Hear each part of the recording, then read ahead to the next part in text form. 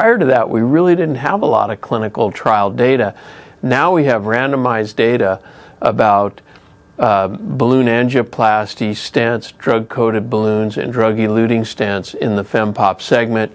There are numerous trials now in the below-the-knee segment that are either in process or about to start.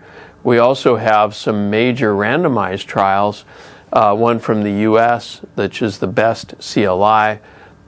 I say U.S., but it had sites from other countries as well. The sites were primarily U.S.-based. We also have the Basel II trial, which comes from primarily UK sites. And both of those are open versus endovascular intervention for lower extremity salvage in CLTI patients.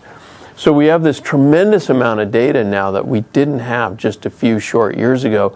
And the question is what to do with it, how to interpret it, how does that data set lead to the next set of trials.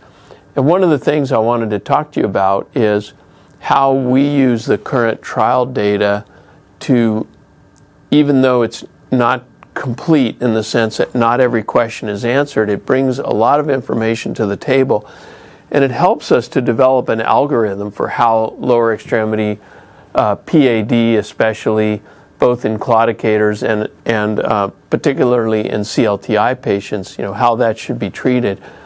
I really do think that the clinical trials, the randomized trials, have shown that drug delivery in the FemPop segment is really valuable. It extends patency, both in trials of plain balloons versus drug-coated balloons, but also in a trial of plain balloon versus drug-eluting stent, and then a trial of two different drug-eluting stents comparing one another to one another.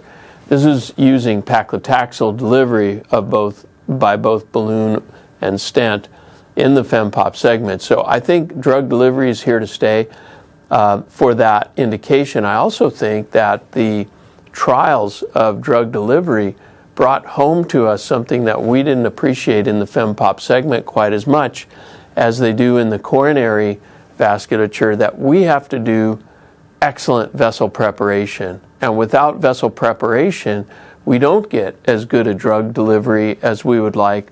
We leave behind significant residual stenosis that then later leads to failure of the treated segment.